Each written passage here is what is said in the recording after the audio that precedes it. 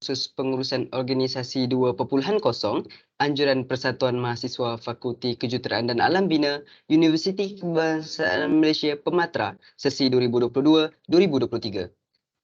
Saya, Muhammad Faizal dan saya Nurul Aiman dari Esko Program dan Protokol selaku moderator sepanjang program ini berlangsung. Bagi memberkati kursus kita pada hari ini, marilah kita bersama mengaminkan bacaan doa yang akan dipimpin oleh Saudara Muhammad Zuhairi. Dipersilakan.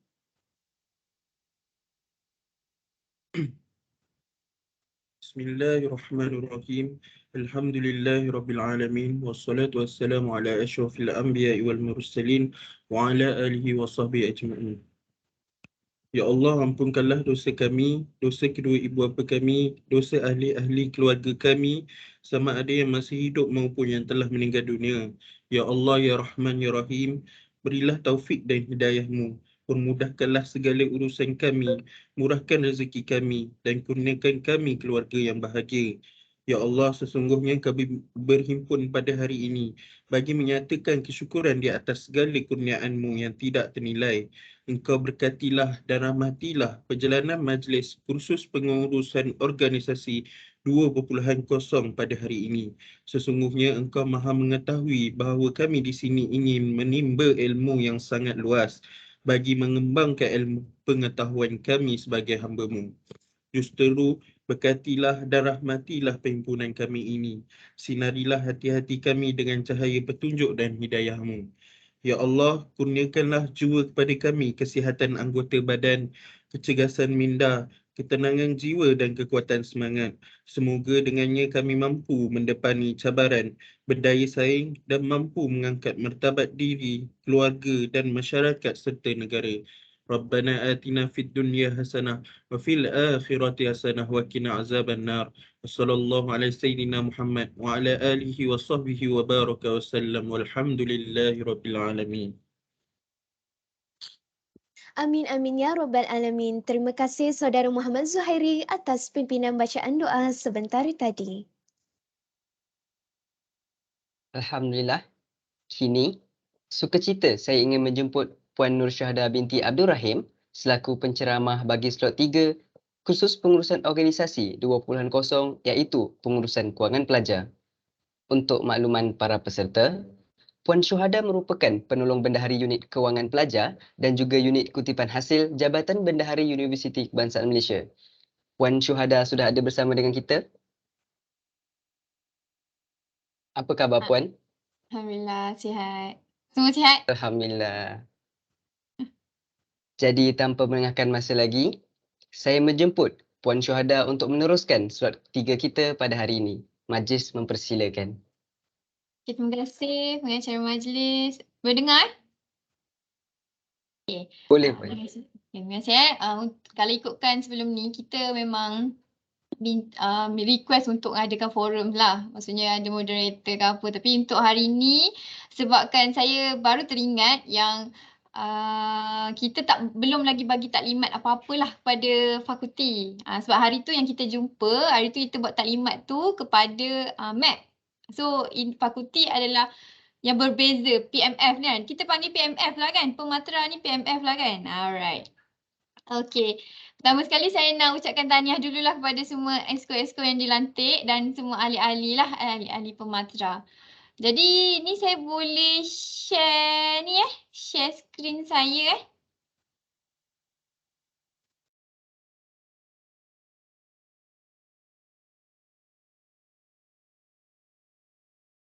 Boleh nampak? Boleh. Boleh Puan.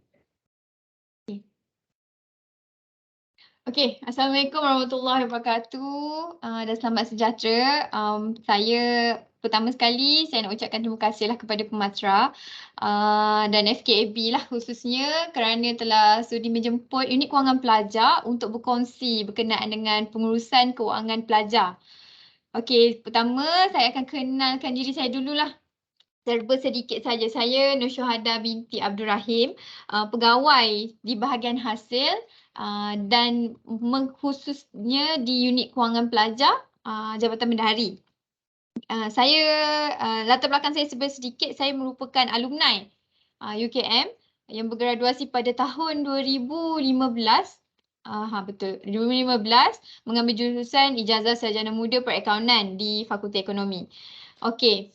Jadi untuk hari ini kita akan memfokuskan lagi kepada pengurusan kewangan pelajar dan apa-apa isu lah berkenaan dengan pertanyaan berkaitan dengan pelajar. Okey, lokasi kami terletak di Aras 7 Bangunan Pengurusan Akademik yang saya tahu kita tak jauh pun sebenarnya FKAB dengan bangunan akademik. Inilah bangunan kita, nampak macam cantik tapi bila dah dekat-dekat dah uzur dah rupanya.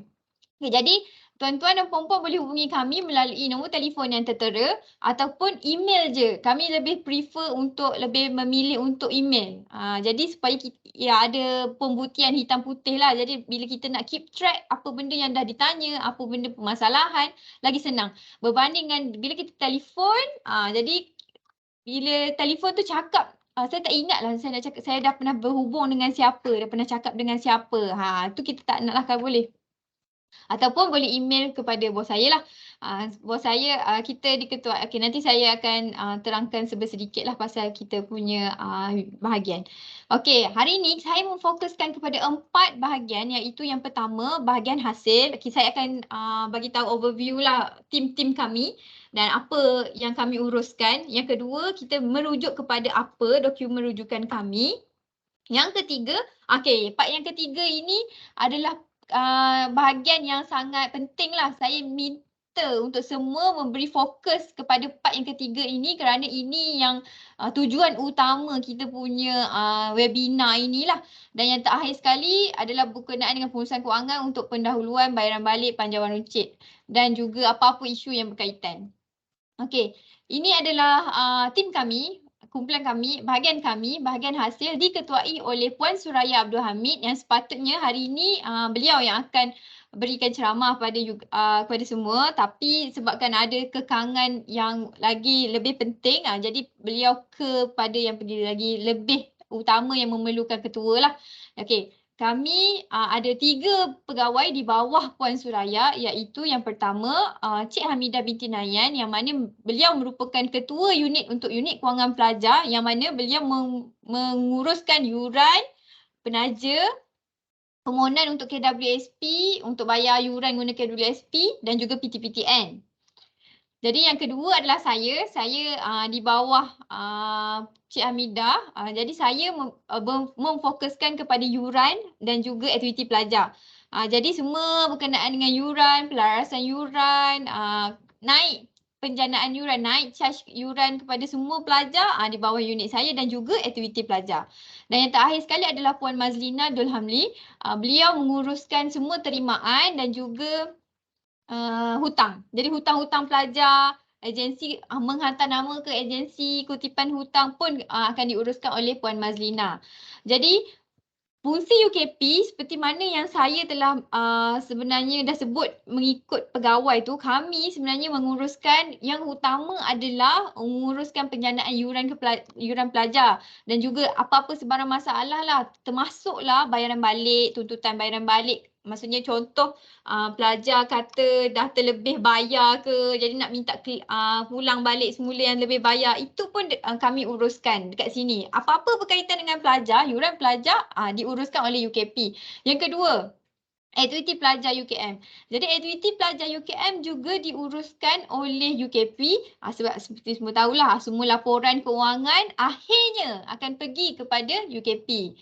Dan yang ketiga, menguruskan tajaan pelajar. Kalau bagi siapa-siapa yang ada tajaan akan juga merujuk kepada kita, UKP dan juga PTPTN. Dan akhir sekali, apa-apa duit masuk ataupun apa-apa terimaan berkaitan dengan pelajar, UKP juga akan uruskan. Okey, ini adalah rujukan yang telah kami rujuklah sementara dalam proses kerja kami. Iaitu yang pertama, semua pekeliling-pekeliling bendahari termasuk buku garis panduan keuangan dan perekonomian UKM yang telah dibangunkan bilangan 1 2017. Yang kedua, perlembagaan UKM berdasarkan Seksyen 57. Kemudian kita juga merujuk kepada pekeliling bendahari berkaitan dengan cukai. Jadi dan akhir sekali mestilah UKU. Okey. Okey, itu dah sedikit berkenaan dengan pengenalan dan juga dokumen-dokumen rujukan. Okey, sekarang ni kita dah mula nak pergi ke arah yang lebih fokus lah, lebih crucial lah. Jadi minta semua bagi kerjasama bukan maksudnya dengar dengan lebih teliti lah.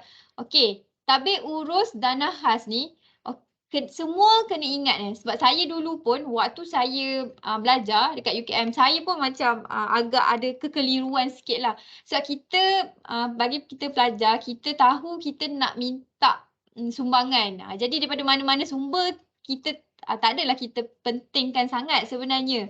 Tapi sebenarnya pelajar ada beberapa kategori sumber dana yang boleh dipohon dekat dalam UKM. Jadi yang pertama adalah HCP, yang kedua adalah KMUKM, yang ketiga adalah PTJ yang uruskan. Contoh kalau macam Pematra of course lah bawah Fakulti Kejuruteraan. Jadi Fakulti Kejuruteraan adalah PTJ yang menguruskan Pematra. Jadi tiga tabir urus dana ni adalah PTJ yang berbeza. Jadi mereka bertiga perlu meluluskan berapa yang mereka agree untuk mereka setuju untuk sesuatu program tu. Saya tahu memang semua, saya tak sure lah, saya tak pasti yang dah join, yang dah di dalam Pematra ni dah memang pernah jalankan program ke, tapi saya rasa mesti dah. Maksudnya pada tahun, mungkin ahli-ahli Pematra ni tahun 2 ke, tahun 1 ke? Tahun 2 kan? Tahun 2 ada, tahun 3 ada. Oh, okey, tahun 2 dan tahun 3. Sebab tahun 1 belum masuk lagi lah kan, maksudnya junior nanti. Jadi, kakak abang senior ni lah yang akan membantu adik-adik. Adik-adik yang bakal masuk bulan 10 nanti untuk menerangkan pada mereka. Jadi sebab tu kita pentingnya lah kakak-kakak abang senior ni tahu. Jadi memang mungkin ada yang dah ada pengalaman ataupun mungkin juga ada yang ni pengalaman pertama saya. Saya tahun ni baru saya nak seronok lah nak sertai Pematra. Baru terdedah. Maksudnya tahun 1 tu terlalu banyak fokus pada benda lain ke, belajar je ke, nak menyesuaikan diri ke kan. Jadi, lagi satu. Kita kan sebelum ni yang tahun sekarang ni masuk mungkin waktu COVID kot Kalau waktu yang COVID, jadi kita berada kat dekat rumah. Jadi khusus semua online. Jadi sekarang ni bila dah berada di kampus, ini adalah pengurusan di aktiviti fizikal. Jadi pengurusan aktiviti fizikal agak susah, agak sukar sedikit kalau nak dibandingkan dengan yang online punya program. Jadi dekat sini kena kenal pasti dulu. Okey, contoh dah mohon daripada HCP, katakan HCP daripada surat kelulusan iStar tu dia dah bagi tahu berapa yang dia luluskan daripada HCP tu. Jadi dia kena, HCP tak ada masalah. Kalau pada college pada fakulti kena hantar kepada fakulti untuk berapa diperakukan permohonan kepada fakulti. Ada permohonan, kata Pematra mohon 500. Jadi fakulti tengok, tak perlu. So dia luluskan 300. Jadi kelulusan fakulti tu adalah sangat penting dan daripada kelulusan itulah yang akan dibawa kepada unit kewangan pelajar yang kami akan proses untuk bayaran kepada pelajar. Maksudnya kita akan masukkan duit 300 tu kepada pelajar berdasarkan permohonan lah, pendahuluan ke apa ke terpulang lah. Okey, sebelum kita pergi pada pendahuluan lah, bayaran balik lah apa, kita pergi dulu pada pembukaan tabung. Saya tengok dalam sistem Pematra sendiri memang ada tabung pengurusannya. Jadi saya nampak semua penjanaan ataupun semua sumbangan, semua duit masuk perlulah dimasukkan ke dalam tabung dan aktiviti tabung Pematra tu lah yang ada dekat dalam UKM tu. Jadi ini ceritanya kalau ada katakan ada salah seorang daripada ahli ni nak buka pula persatuan baru. Ni contoh. Jadi apa proses dia? Hantar kepada UKP, dia berserta dengan dokumen-dokumen yang telah dipaparkan ni lah. Pertama, kena ada surat iringan oleh penasihat persatuan. Yang kedua, senarai ahli persatuan, siapa pengurusinya, siapa setiausahanya. Dan yang last sekali adalah kertas kerja. Jadi kita kalau pematera memang dah ada tabung, jadi gunakan sahaja. Jadi bila contoh lepas pada ni junior masuk, jadi maklumkan kepada junior. Okay, kita ada tabung sekian.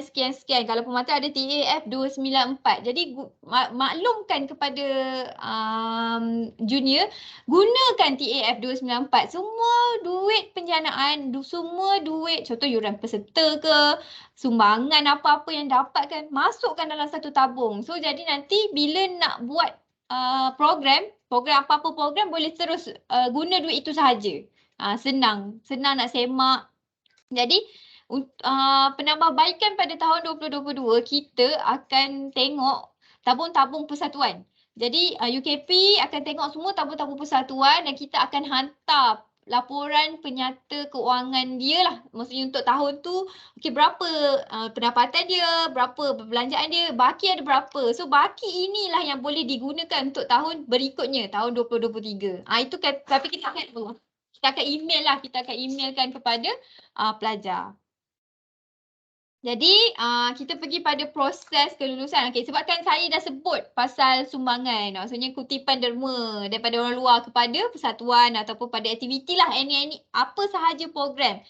Tapi mengikut Seksyen 15A dalam kurungan 1, sebenarnya pelajar tak boleh, ingat nampak tu yang saya merahkan, tak boleh langsung memungut wang ataupun apa-apalah yang nak pungut wang ke apa ke secara lisan ataupun bertulis. Tapi dia ada pengecualian. Seksyen 15A kurungan 3, naik chancellor tu sendiri boleh bagi pengecualian kepada terma-terma yang tertentulah. Jadi pelajar kena mohon melalui HEP dan kebenaran itu akan dihantar kepada naik chancellor untuk dibenarkan. Kemudian lepas dah dapat surat tu, barulah hantar kepada UKP untuk memohon pengecualian cukai 44.6. Okey, daripada situ kita akan tengoklah kriteria dia, mana yang layak ke tak layak. Tapi kebanyakan program pelajar, sebab kerana semua program pelajar memberi manfaat kepada pelajar tu sendiri, maksudnya semua kepada diri sendirilah, biasanya akan diberikan pengecualian cukai tu. Jadi yang seterusnya kita akan dapatkan derma ataupun sumbangan luar dan akhirnya resit akan dikeluarkan oleh unit kewangan pelajar lah. Jadi maklumkan kepada kami nak resitkan ke mana. Sedikit berkenaan dengan pengecualian cukai ni. Saya tak tahulah, mungkin waktu zaman saya dulu saya yang keliru ke, tapi waktu saya belajar memang saya keliru pasal pengecualian cukai ni. Apa gunanya surat pengecualian cukai tu dekat syarikat bila kita cuma hanya bagi je surat pengecualian cukai yang UKP dah keluarkan, kita bagi je. Ni waktu saya dulu saya bagi je kepada penyumbang. So saya rasa dekat situ je surat tu saja boleh guna untuk jadi pengecualian cukai. Sebenarnya salah. Surat itu sebenarnya hanya pemakluman sebagai bukti kepada syarikat luar. Kita cakap, okey syarikat A, you sumbangkan kepada kami. Kami ada ni bukti. Ini yang dah keluarkan surat pengecualian cukai. Kami layak program, contoh program apalah anjuran pematera, layak dapat pengecualian cukai. Jadi bila penyumbang tu tengok, okey, jadi dia willing nak sumbang. Daripada tu sebenarnya itu hanya sebagai surat iringan saja, bukti saja. Dia tak boleh pun claim berdasarkan surat tu. Jadi apa yang proses seterusnya, bila dia dah tengok surat tu dan dia masukkan duit, contoh 5,000 kepada program pematera ni contoh jadi 5,000 tu maklumkan kepada kami. Kami akan keluarkan resit. Okey, ni contoh resit Ini adalah contoh resit pengecualian cukai yang kita keluarkan untuk program pelajar. Jadi, kalau tengok kat bawah ni, nampak sumbangan derma dikecualikan cukai pendapatan di bawah seksyen. Ada chop ini. Resit ini sahaja baru diterima oleh LHDN untuk diklaim kepada LHDN lah. Maksudnya syarikat tu kena kepilkan bukti resit ni yang dia dah bagi penajaan kepada program you guys. Jadi resit ini yang sangat penting. Ini yang digunakan untuk pengecualian cukai. Bukan sebenarnya surat tu. Surat tu hanya sebagai iringan je. sebagai bukti saja. Ini resit ni yang paling penting yang perlu diminta daripada kami. Jadi ini UKP yang akan keluarkan lepas once dapat sumbangan itu. Okey? Okey, pengesahan cukai dah settle. Okey, yang ini adalah proses kelulusan mengadakan program. Ini saya percaya HCP dah Puan Wan dah terangkan berkenaan dengan permohonan program menggunakan Aista. So dalam negara 30 hari luar negara, kemudian akhirnya HCP akan keluarkan surat kelulusan dan akhirnya permohonan kat sinilah peranan PTJ meluluskan permohonan dana. Ini yang saya beritahu awal-awal tadilah. Kena lepas dah dapat je surat kelulusan, pergi minta mana-mana yang you rasa nak minta. Contoh minta kat HCP tak payah minta, pergi pitching kat KM ataupun pergi buat surat kepada fakulti minta dana. Okey, dah itu dah berkenaan dengan pengesahan cukai, berkenaan dengan tabung, berkenaan dengan resit. Okey, sekarang ni ini adalah bahagian yang paling yang saya kat awal-awal tu saya dah kata, saya dah highlightkan ini perbelanjaan aktiviti atau program pelajar, sebab dekat sinilah yang selalu ada masalah. Dekat sinilah sebenarnya masalah yang menyebabkan dokumen tu asyik patah-patah balik. Asyik-asyik kami kena telefon tak lengkap ataupun pulangkan balik dokumen, ataupun dekat HCP tu sendiri ataupun dekat fakulti tu sendiri pun dah, dekat situ pun dah makan masa sebab dokumen tak lengkap sebenarnya. Sekarang ni sebenarnya kita ada satu mindset tau sebenarnya sebagai pelajar. Bila menguruskan duit dah dimasukkan ke bendahari, susah nak keluarkan. Bendahari lambat, maksudnya proses tu lambat. Jadi sebenarnya bila saya pun sebenarnya secara jujurnya saya pun merasakan benda yang sama dululah waktu saya belajar. Tapi sebenarnya yang melambatkan proses adalah kerana pemahaman pelajar itu sendiri. Saya sendiri yang tak faham waktu saya belajar. Saya yang tak faham proses tu menyebabkan lepas dah hantar dokumen, saya ingat dah okey dah. Dah elok dah. Rupanya dokumen tu tak ikut prosedur yang sepatutnya. Jadi pada asalnya kena tahu prosedur tu sendiri, proses tu sendiri. Jadi kita kena tahu untuk perbelanjaan, untuk program pelajar, dia ada 3 kaedah yang boleh digunakan. Yang pertama, pendahuluan.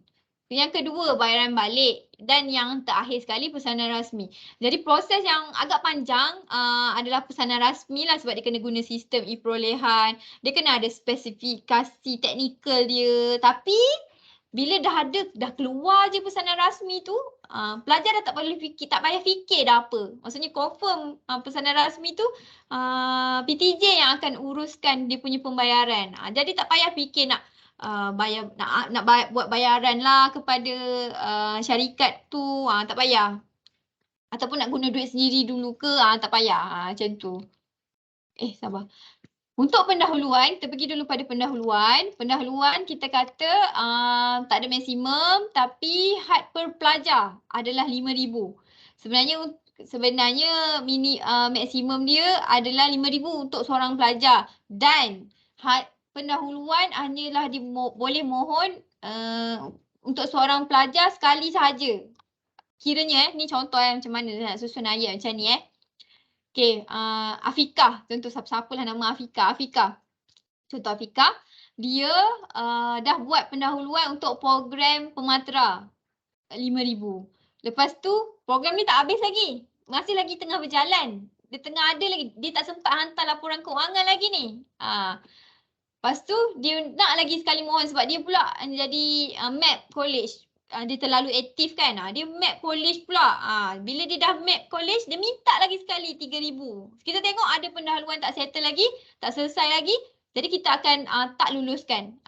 Jadi bila dah tak lulus, kita kena pulang balik dokumen pendahuluan dia. Jadi benda macam tu lah yang menyebabkan proses tu jadi panjang. Nampak macam susahnya nak hantar kat bendahari ni, yang susahnya nak mohon pendahuluan ni. Tak sebenarnya.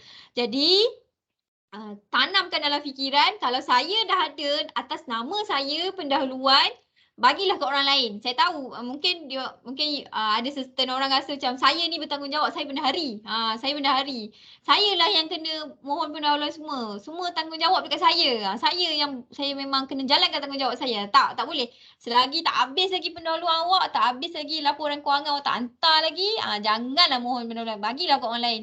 Lagi satu, kena ingat pendahuluan ni akan menjadi invoice kepada pelajar kalau lambat hantar laporan. Ini saya tekankan saya tekankan sangat-sangat. Okey. Pendahuluan kita bagi contoh program tamat 15 bulan 10. Kita bagi masa sebulan untuk hantar laporan kewangan. Jadi dalam masa sebulan tu kalau tak sempat nak hantar, terus kita akan naikkan invoice. Jadi kita akan naik invoice tu akan jadi hutang kepada pelajar. Bila dah jadi hutang kepada pelajar, semua sekatan akan berlaku lah. Tak boleh tengok result. Kalau tak buat pendaftaran nanti tak boleh mendaftar. Tak boleh konvo pun. Hadiri majlis konvo tu boleh tapi nak dapatkan transkrip tu tak dapat. Sebab ada hutang. Dia kira macam tu. Walaupun pendahuluan tu awak ambil untuk program. Awak dah memang serahkan semuanya pada program. Tapi sebab salahnya program yang orang AJK lain yang beli tu yang tak bagi resit. Walaupun salah diorang tapi pendahuluan tu atas nama awak yang akan disekat untuk semua tu. Awak tak boleh cakap dia yang tak hantar. Jadi sekatlah dia, tak boleh. Jadi sebab tu kena hati-hati bila ambil pendahuluan. Tapi apa untungnya pendahuluan ni? Pendahuluan ni awak memang dah ada duit tu. Duit tu memang dah ada untuk awak guna. Awak tak payahlah guna duit sendiri. Itu je lah, itu kelebihan kenapa kita galakkan ambillah pendahuluan. Jadi kita tak nak sebenarnya bendahari kalau boleh nak mengurangkan pelajar menggunakan duitnya sendiri. Kita tak nak. Kalau boleh kita tak nak lah. Kita faham pelajar pun nak menguruskan kewangan diri sendiri pun, nak belanja makan dekat bangi ni pun dah satu hal kan. Kita sendiri ada belanja kita sendiri. Jadi kalau takkanlah kita nak gunakan duit kita untuk program pula.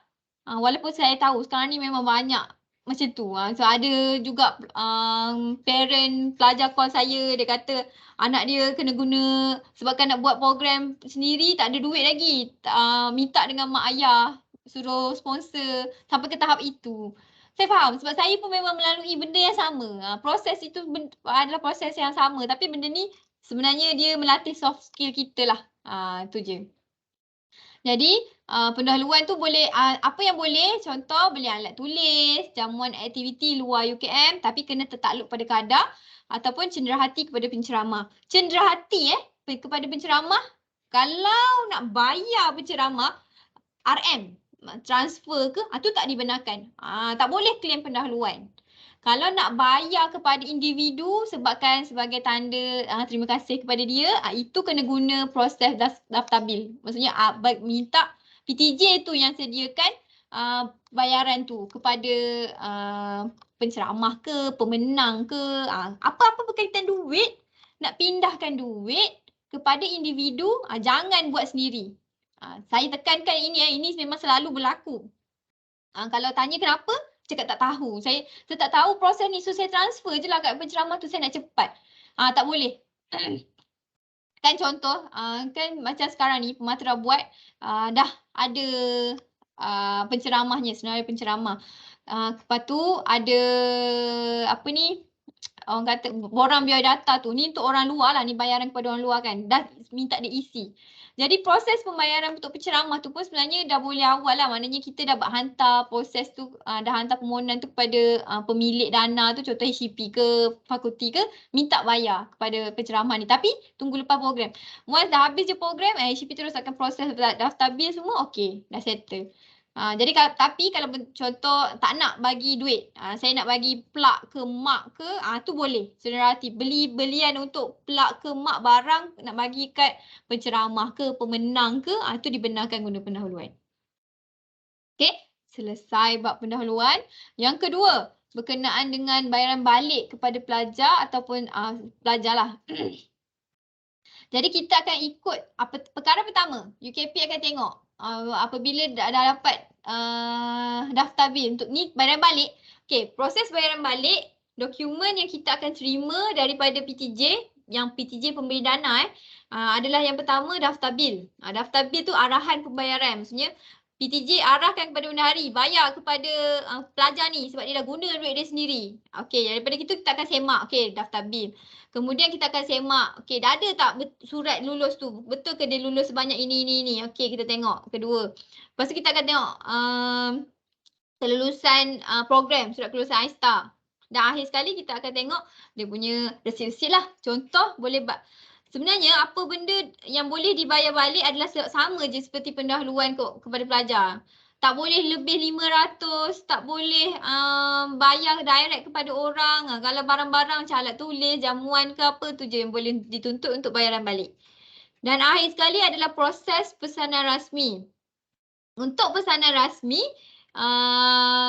ini adalah amount yang lebih daripada 500. Apa-apa amount yang lebih 500 kena melalui pesanan rasmi. Kecuali ada beberapa pengecualian lah.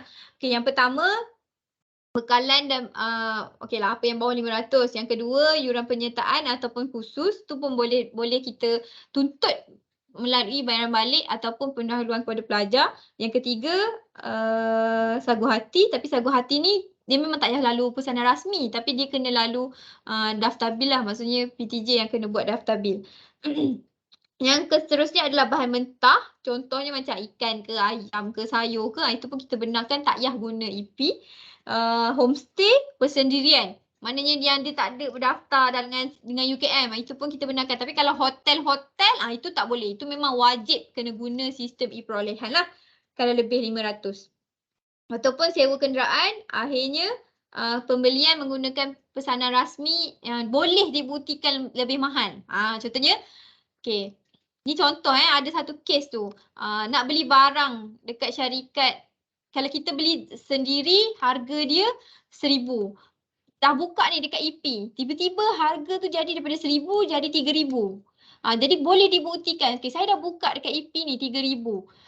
Jadi saya tak cukup duit pun nak guna untuk 3,000 ni. Jadi bila saya beli sendiri, bila saya minta quotation sendiri, direct nak beli, dapat 1,000. Jadi bila dah dapat dibuktikan tu, okey, baru saya terima. Okey, tak apa, you dah tak payah guna EP. Sebab you dah cuba untuk buka di EP dan dibuktikan. EP lagi mahal. Tapi memang sebenarnya konsepnya EP memang lagi mahal daripada yang nak beli sendiri. Tapi kena buktikan tu lah.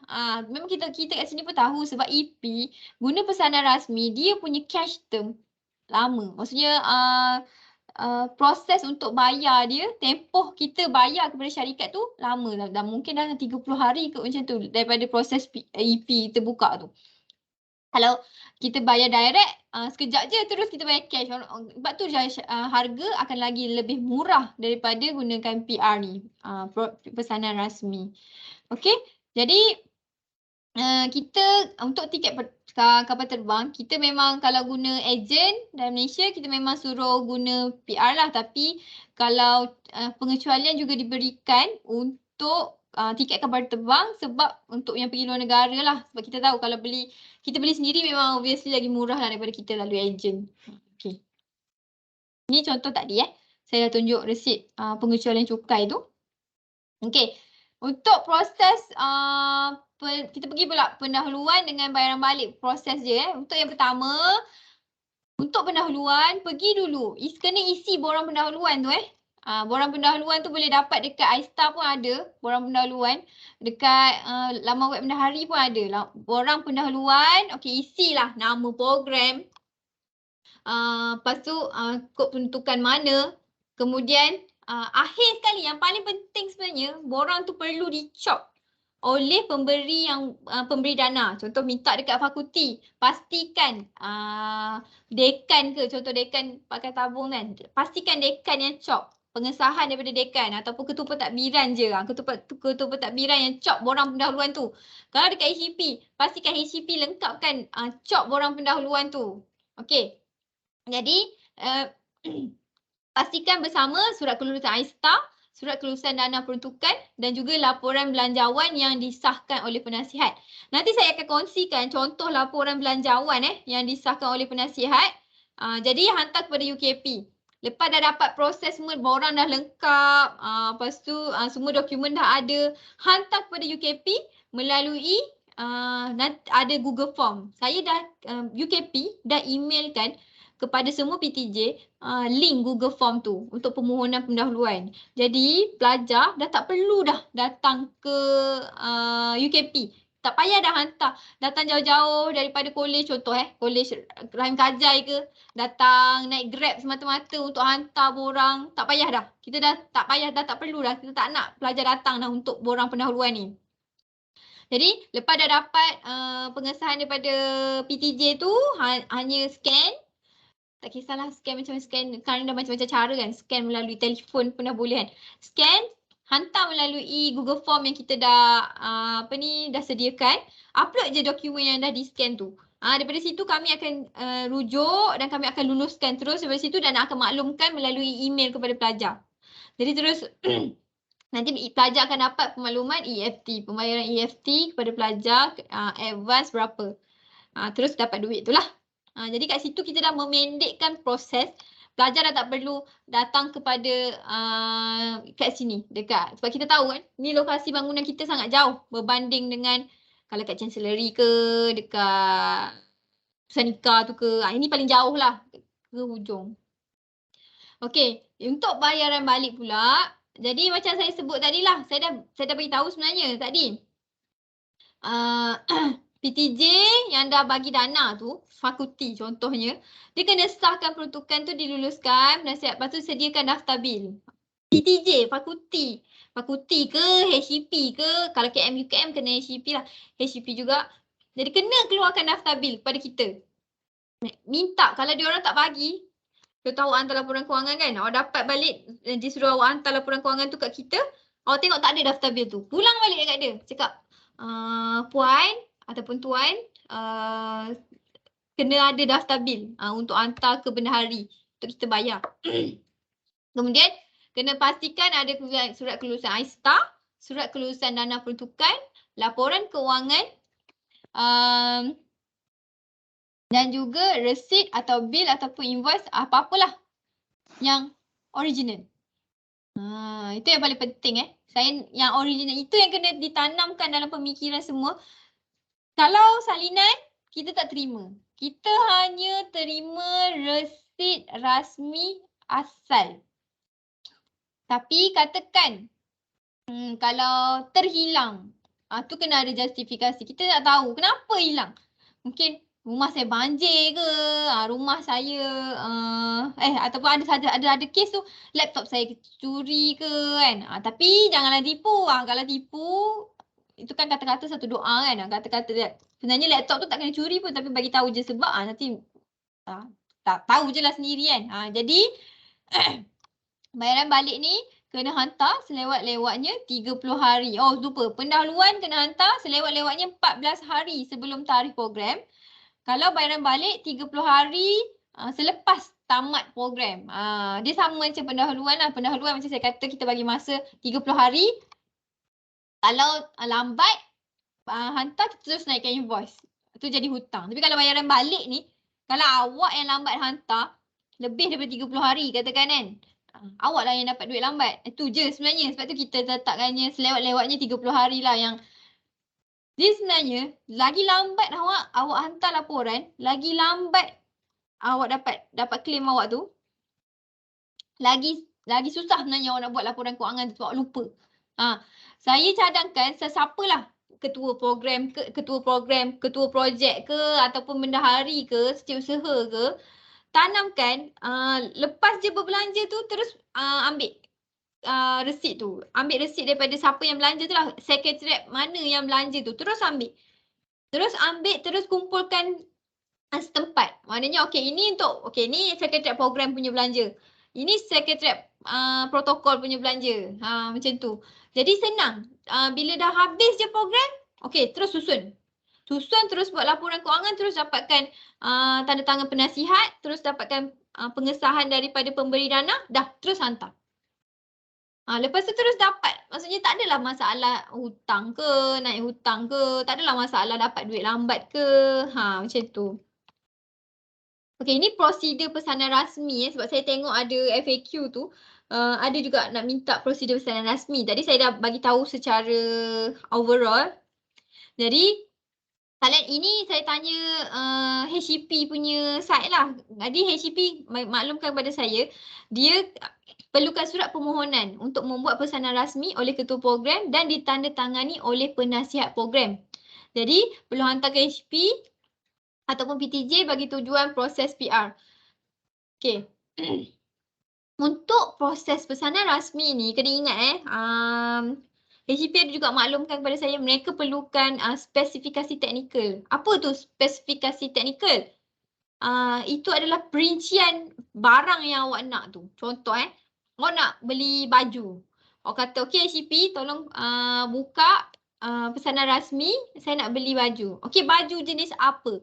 Tulis microfiber. Warna apa? Contoh ada double print ke, ada double color ke, size, bukan size lah. Okey, berapa? SL berapa, L berapa, M berapa. Bagi tahu detail tu. Okey, contoh kalau banting. 2x3 ke, 2x3 ke, nak hitam putih je ke, bagi tahu. Apa benda yang awak perlukan. Itu yang HP. Jadi bila dia nampak awak punya permohonan, ada detailnya tu, so dia senang nak masukkan dalam EP, buka pelawaan kepada syarikat dekat dalam UKM ni, terus bila syarikat dah terima, yang kedua PTJ akan buka pelawaan dekat sistem EP. Jadi kalau bawah 20,000 akan ada belian terus, atas 20,000 kena ada sebuah harga ataupun tender lah. Kalau boleh kurangkanlah perbelanjaan yang lebih daripada 20,000 sebab proses untuk sebuah harga dengan tender tu lagi panjang, lagi menyusahkan. Jadi kalau baju tu kurang-kuranglah minimum kan cari macam itulah. Jadi apabila dah syarikat terpilih, biasanya kita akan pilih syarikat yang paling rendah, harga rendah. Awak tak boleh kita tak akan bagi tahu harga yang kita ceiling kita lah, yang kita tetapkan, kita tak beritahu lah kepada syarikat. Jadi syarikat yang akan tawarkan berapa RM-RM-nya, kita akan ambil paling rendah dan memenuhi spesifikasi yang kita nak. Tapi kalau setakat rendah tapi kita nak 2x3, dia bagi 1x3 je, tu kita tak terima jugalah. Itu proses ketelusan dalam EP tu sendirilah, sebab tu kita galakkan ataupun wajibkan guna EP tu untuk yang lebih 500. Dan akhir sekali, lepas dah kita akan maklumkan kepada pelajar, okey syarikat mana, so syarikat tu akan beri perkhidmatan lah kepada pelajar. Lepas dah perkhidmatan pelajar, okey proses pembayaran akan dilakukan oleh PTJ tu. Kiranya kalau HCP keluarkan, HCP yang akan buat proses pembayaran kepada unit bayaran ke apa.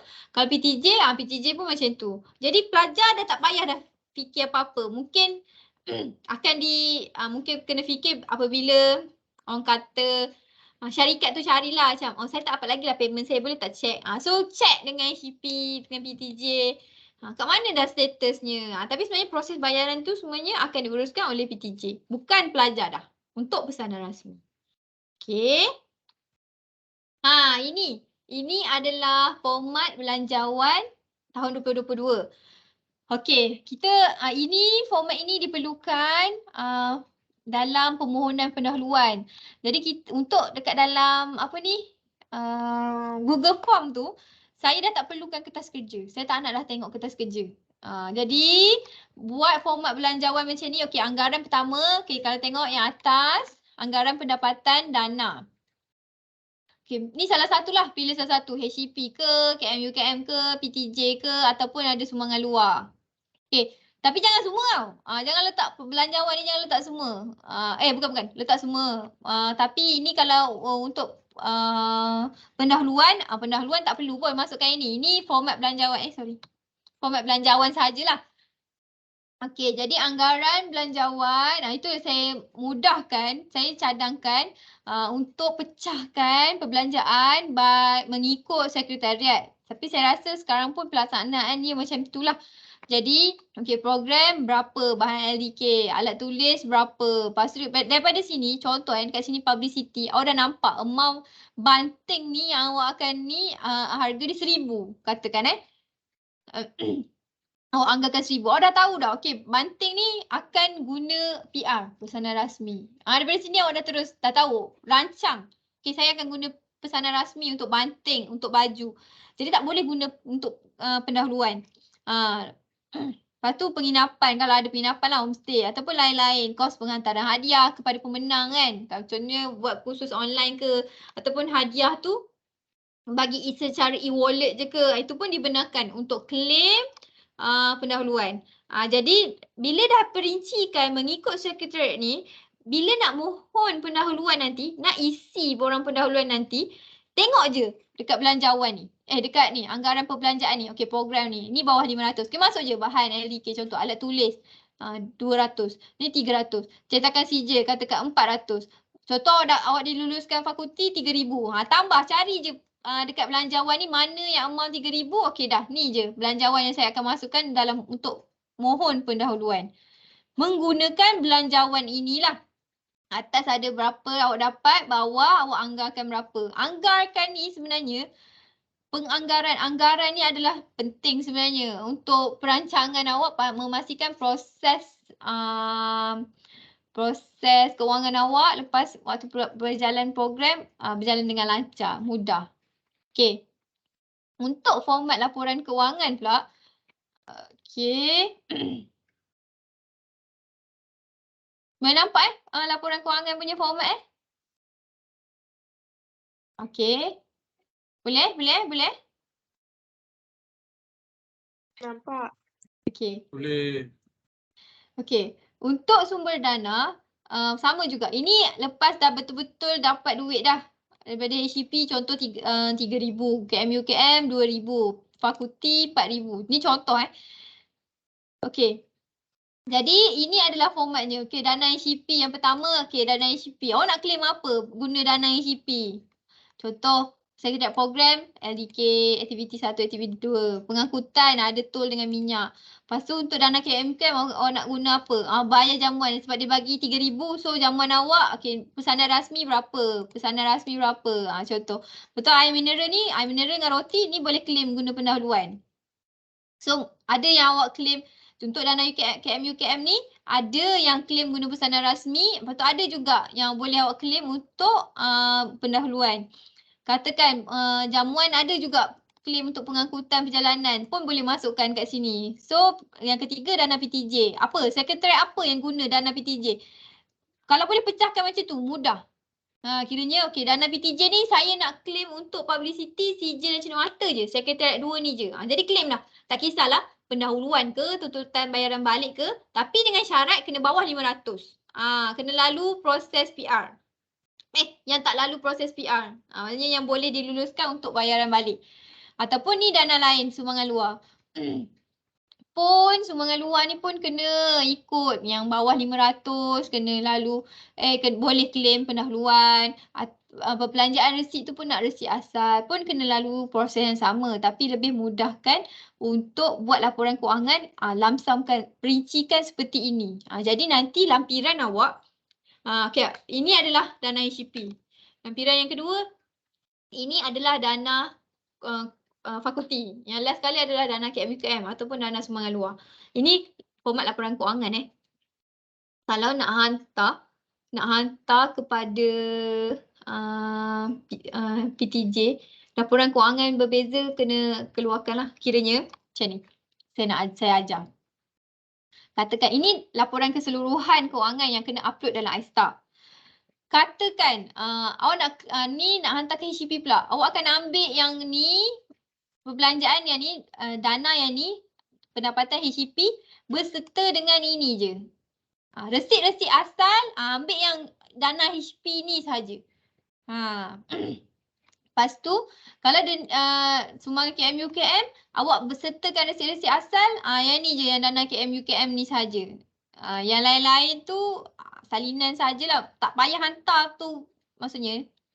Saya tak nak keliru kat sini Saya tak nak pelajar keliru, pelajar fikir, Puan Shu cakap, buat laporan keseluruhan ni, semua kena hantar. Kiranya HCP, ini awak sertakan salinan asal.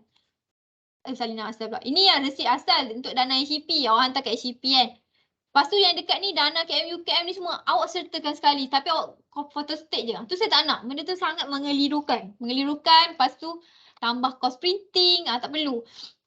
Kalau nak claim hantar untuk pembuktian laporan kewangan HCP sebab nak tunjukkan, saya dah guna duit HCP. Ini resit asal saya. Bagi je HCP yang tu. Hantar je yang ni. Hantar je yang ini punya berserta dengan resit. Kalau KMUKM, hantar je yang ini. Tapi cuma perlu copy paste je lah. Tetap tak perlulah buat laporan yang baru. Faham? Kiranya okey ni laporan keseluruhan. Okey katakan okey nanti buat dana HCP kan. Katakan dana HCP. So ada pendapatan. Kemudian kita kata Zul just ambil je yang ini untuk perbelanjaan. Okey dah dapat dah dana HCP punya laporan.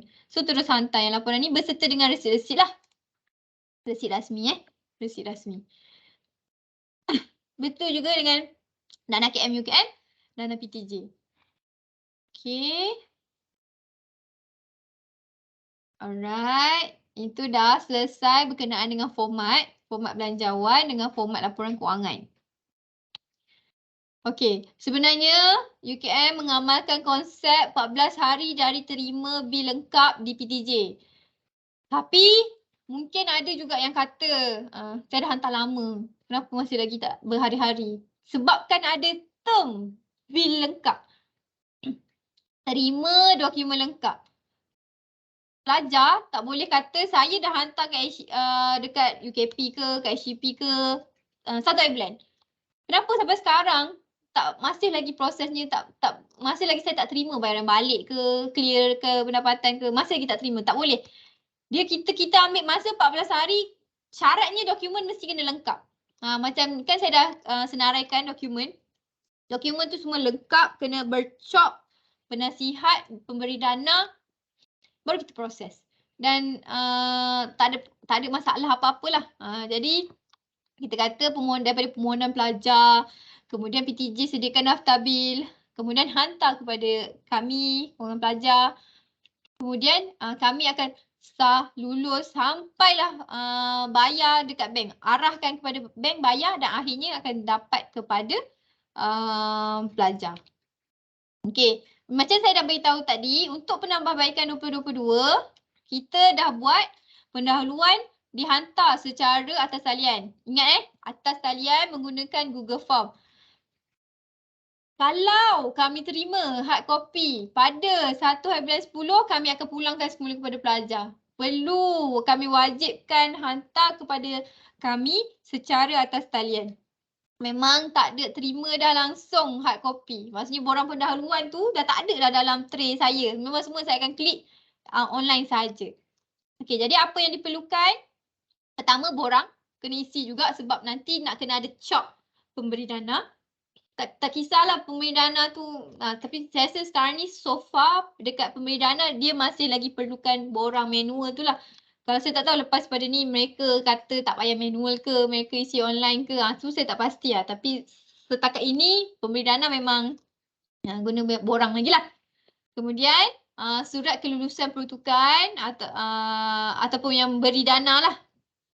PTJ Fakulti FKB ke, ada yang bagi tahu diluluskan 5,000. Lepas tu HCP tu yang iStar tu kata diluluskan berapa? RM500. KM UKM yang surat pitching tu. Okey, program ini bagus. Diluluskan, peruntukan diluluskan 5,000. Tu kita perlukan.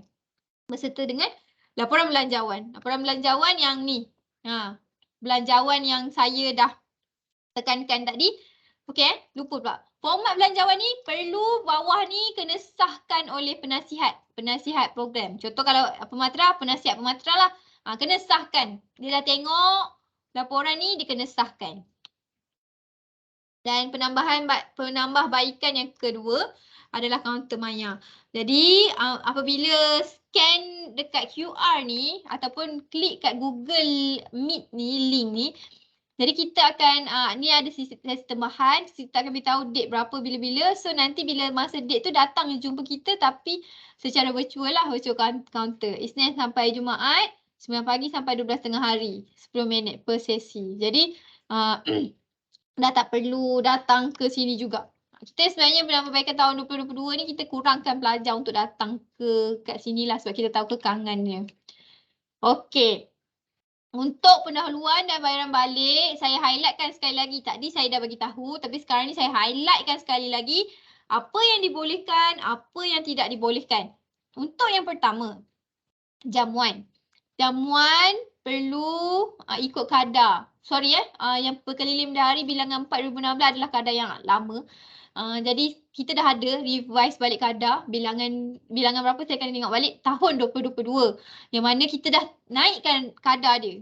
Dulu RM5 kot untuk sarapan, tapi sekarang ni kita tahu dengan keadaan ekonomi sekarang yang macam harga semua dah naik, tak ada dah sebenarnya catering yang boleh terima dengan harga RM5 tu. Jadi kita naikkan dia punya kadar. Jadi boleh rujuklah perkeliling yang terbaru tahun 2022 tu. RM7 saya tak silap sarapan, makan tengah hari RM14 tak silap saya. Jadi apa-apa program, ingat apa-apa program yang dijalankan dalam kampus UKM ataupun sekitar-sekitar UKM perlu guna pembekal makanan yang berdaftar melalui borang pesanan jamuan. Kalau kat sini kita panggil borang pink. Kena guna borang tu. Dah tahu buat program kat dalam UKM bawah 500, confirm kena guna borang pink. Isilah borang pink. Tapi kalau atas 500 kena lalu PR lah, pesanan rasmi. Jadi pendahuluan tak benarkan. Saya akan tengok kalau resit yang diberikan itu, contoh Cafe College Dato' On, contoh terus saya akan tak bayar balik. Tak bayar balik ke, tak terima untuk diklaim pendahuluan ni ke, nanti pelajar kena bayar balik lah pendahuluan tu pada kita. So kita kata kita reject resit tu. Resit tu kita tolak. Tak terima sebagai bukti. Sebab salah siapa? Kami dah ingatkan apa-apa dalam UKM kena guna borang pink tu. Kena guna pembekal dalam UKM. Tak boleh bayar terus kepada kafe kalau Dato' On tu, tak boleh. Jadi itu pendahuluan tak dibenarkan. Kalau program tu kat luar, jadi kita mohon, kita benarkan. Tapi dia kena ikut kadar yang tetapkan. Lepas tu dia kena dapatkan maklumat bilangan pelajar dan amount tu sebenarnya tak boleh lebih 500. Lebih 500 tetap kena lalu proses PR lah untuk jamuan. Kita akan beri pengecualian tertentu tapi perlu dimohon kepada kita. Contoh baru-baru ni ada kes jamuan dekat luar. Dia lebih daripada 500. So kita kata kenapa tak guna PR? Dia kata tak guna kenapa dia tak guna PR? Sebab dia dah tanya berapa syarikat yang ada berdaftar dengan UKM. Dia dah buka EP tapi tak ada syarikat masuk sebab dia nak tawarkan makanan tradisional setengah kaum, satu kaum. Jadi sebabkan itu kita boleh terimalah dia punya reason tu. So dia ada beberapa pengecualian saja dibenarkan. Tapi secara keseluruhannya jamuan yang lebih daripada 500 tak dibenarkan untuk bayaran balik ataupun pendahuluan. Dia kena lalu proses pesanan rasmi. Yang kedua, untuk bekalan perkhidmatan yang lebih 500, pendahuluan memang tak benar, jadi kena buat pesanan rasmi. Okey, ini yang ketiga ni yang saya dah highlightkan kepada panel, kepada penceramah, kepada pemenang. Semua kalau boleh digalakkan ambil ceramah dalam kaki tangan UKM lah. Macam mana you guys buat sekarang, ambil kaki tangan ceramah UKM. Jadi untuk mengarahkan PTJ bayar kepada penceramah ataupun pemenang tu, dia kenalah sertakan surat kata kerja kelulusan I-STAR, perkara 24 tu lah, perkara 24 I-STAR, lepas tu pemberi dana, kelulusan pemberi dana. Perlu dikemukakan kepada UKP bagi bayaran terus kepada panel, penceramah ataupun pemenang. Jangan bayar sendiri. Jangan, melainkan ini special case kalau orang tu memang tak ada account bank. Awak kena bagi cash kat dia. Tapi awak kena buktikan dia sebenarnya memang tak ada account bank. Sebab zaman sekarang ni sangat susah nak jumpa orang yang tak ada account bank. Melainkan orang tu duduk di dalam hutan tu betul. Saya memang, maksudnya contoh awak buat program hiking ke kan. Orang tu memang duduk di hutan. Dia kata, saya memang tak ada apa-apa bank ke apa. Sebab saya memang duduk hutan macam ni je lah. Saya boleh. Lepas tu, okey, saya memang terima tunai sahaja. Urusan saya semua urusan tunai. Dekat situ baru boleh bila dibuktikan, mungkin buktian WhatsApp ke apa ke, baru kita bolehkan untuk bayar kepada panel penceramah pemenang tanpa menggunakan daftar bil. Kalau tak, selain daripada tu semua kena guna daftar bil. PTJ yang kena bayar kepada pemenang. Pelajar jangan bayar tunai kepada sesiapa. Itu kena ingat. Yang keempat, untuk yuran penyertaan ataupun kursus, dapatkan invoice dulu. Contoh pergi kursus berbayar UPSI, katakan dapatkan invoice, lepas tu maklumkan kepada pemberi dana untuk kita bayarkan lah. Jadi kita akan hantar UKP yang akan uruskan voucher bayaran, bayar terus kepada institusi. Jangan bayar dulu. Nak tuntut balik tu, tu agak sukar sikit lah. Nanti kita akan bagi peringatan lah, apalah. Kalau boleh kita nak kurangkan untuk bagi peringatan kepada pelajar dan juga penasihat. Inventory dan aset, seperti yang dimerahkan itu memang tidak dibenarkan langsung untuk guna pendahuluan dan tuntutan bayaran balik. Tak pernah benar. Sebabnya, contoh beli pencetak, beli printer kan, beli kemah ke, beli meja ke. Lepas habis program, meja tu nak taruh mana? Siapa nak jaga? Siapa yang bertanggungjawab untuk meja tu? Untuk printer tu? Siapa? Katakan, itulah kita memang tak benarkan untuk program. Yang seterusnya untuk sewaan bas ataupun van, pertama sekali, langkah yang pertama, kena mohon dulu dengan unit kenderaan. Dapat je reply daripada unit kenderaan balas kata tak lulus sebab kekangan bas ke, tak ada kekangan van ke apa, barulah boleh sewa kenderaan luar. Jadi bila nak claim, hantar claim pada kita tu, kena tunjuk bukti yang dah mohon dah dekat kenderaan, tapi kenderaan yang tolak. So sebab tu kita bayar, guna sendiri, cari sendiri. Okay? Yang seterusnya, kalau ada apa-apa servis perkhidmatan UKM, contoh okey, guna pusat sukan. Contoh ni contoh tau. Contohnya Pematera buat program sukan antara jabatan. Sewa dengan pusat sukan. Guna fasiliti pusat sukan ni. Tak benarkan bayar. Bayar balik, nak bayar tunai ke, bayar e-wallet ke, transfer ke pusat sukan, tak dibenarkan. Jangan buat benda tu. Kalau pusat sukan suruh, jangan bayar. Kata UKP tak bagi. Jadi kita akan isi borang charge antara jabatan sebab itu adalah PTJ dalam UKM sahaja. Jadi duit Pematera yang saya kata ada TAF 294 tu akan dipindahkan 1,000 katakan sewa pada pusat sukan kepada pusat sukan punya akaun tabung macam tu. Tu je, tak payah. Tak perlu melibatkan tunai pun sebab kita sama-sama UKM. Akhir sekali hiburan. Tak benarkan macam karaoke ke, jamuan antara ahli saja je dah habis program nak bersukaria. Jadi dia nak buat jamuan tu pun tak benarkan. Tapi kita masukkan klausul tu tanpa mesyuarat postmortem. Mesyuarat postmortem tu sebenarnya adalah salah satu orang kata atur cara ataupun event program tu juga. Jadi kita benarkan, maksudnya dalam mesyuarat postmortem tu kan mestilah ada makan-makan. Makan-makan tu dibenarkan. Sebab tu saya kata tanpa mesyuarat postmortem. Sengaja-sengaja nak makan sebagai penghargaan je kepada semua ahli, itu tak benarkan. Okey, kita pergi pada isu yang dihadapi. Okey, yang pertama, biasalah yang kami dekat UKP ni terima tak lengkap. Itu saya dah beritahu awal, dokumen tak lengkap, dia tak tanda tangan oleh pemilik dana tak tanda tangan. Lepas tu hantar borang pendahuluan tak dicop ataupun tertinggal surat kelulusan iStar. Jadi kita punya checklist. Apa benda okey, dah budak ni hantar pendahuluan. Okey, dia ada tak iStar? Okey, ada. Ada tak laporan belanjawan dari yang disahkan laporan belanjawan semata-mata tak sah penasihat, kita reject. So ada macam tu. Jadi kita akan tak tengok. Jadi bila tak lengkap tu, jadi tu yang kita kena pulang balik, telefon pelajar, ambil balik dek awak punya ni, macam saya kan. Ni awak punya borang ni tak cop, datang ambil balik ataupun pergilah hantar cop, saya shred je lah awak punya borang ni. Macam tu. Jadi proses tu menyebabkan proses kewangan tu nampak macam lambat. Tapi sebenarnya sebab dokumen tu tak lengkap. Yang kedua, resit. Resit ni lah paling bermasalah, banyak bermasalah.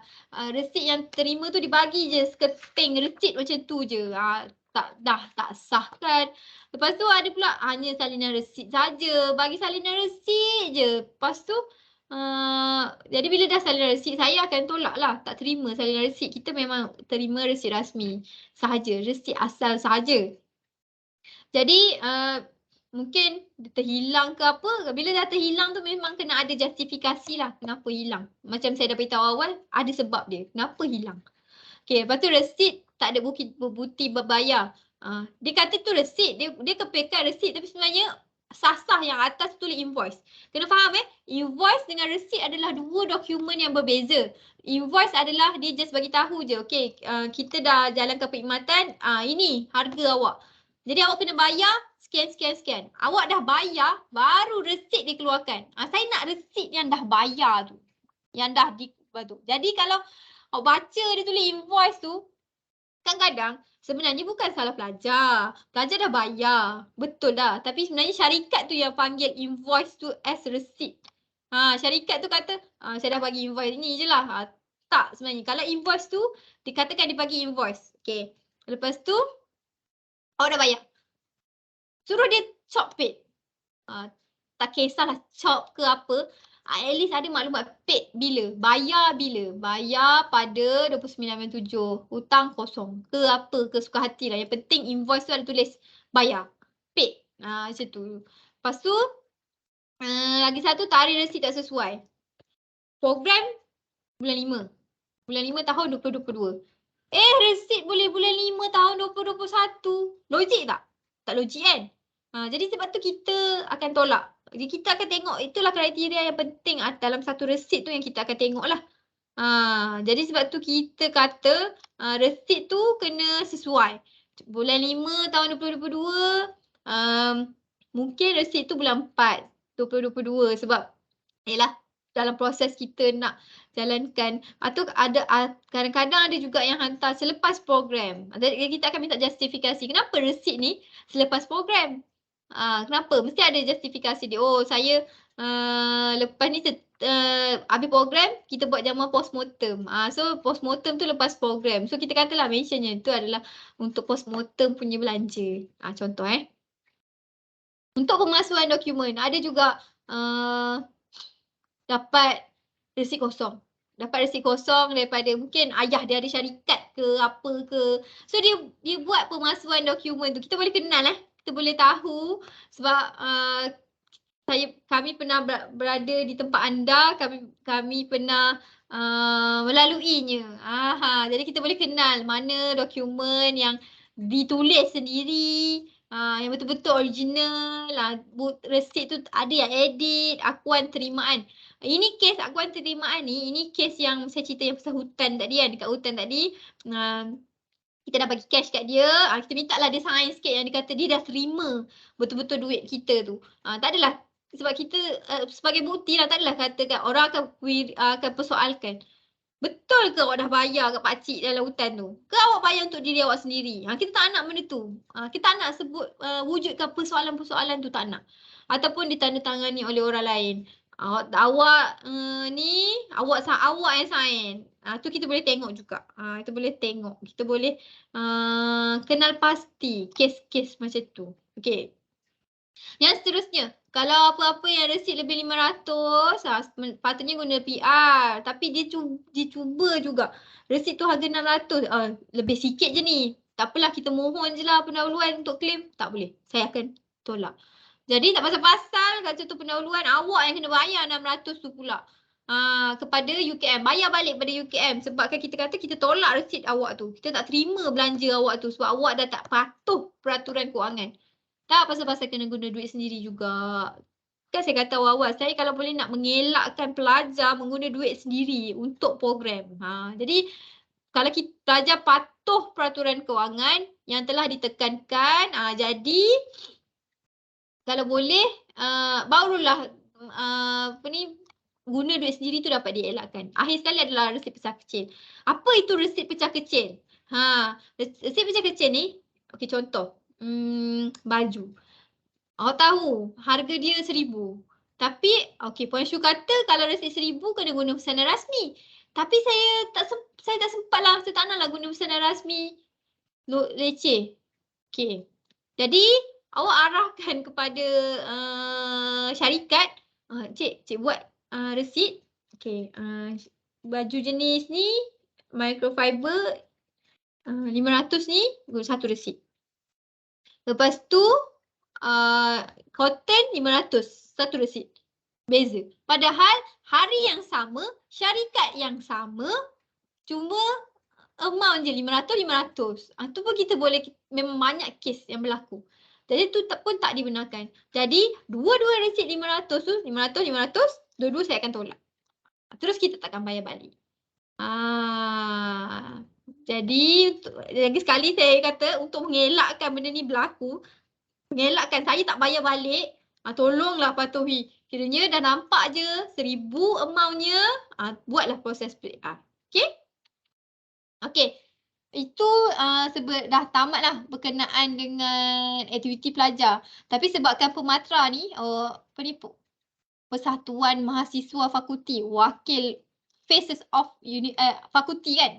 Maksudnya nanti student-student junior, semua pelajar akan merujuk kepada Pematra. Jadi saya minta Pematra kongsi, bagi info ni kepada para pelajar supaya pelajar tahu. Lepas pada ni senang. Okey. Berkenaan dengan kaedah bayaran pelajar. Saya tahu pelajar ada memang ramai dah guna pun tata cara pembayaran yuran, tapi mungkin untuk pelajar baru boleh ditekankan. Boleh guna e-kewangan ini. Layari sistem e-kewangan ini sebab kita dah bangunkan e-kewangan ini untuk memudahkan pelajar bayar. Pertama, kalau ada invoice. Ini kita tengok invoice Tengok kat sini kan ada invoice ni. Invoice tertunggak. Contoh kat sini memang kosong sebab dia memang tak ada hutang. Contoh ada 5,000. Kena pergi dekat invoice sini. So pergi invoice, masukkanlah amount. Maksudnya akan pilih beberapa invoice mana yang ada hutang, masukkan amount. Jadi tekan bayar. Bila dah tekan bayar, dia akan keluar terus macam ini. Jadi pilih guna credit card ke, FPS ke.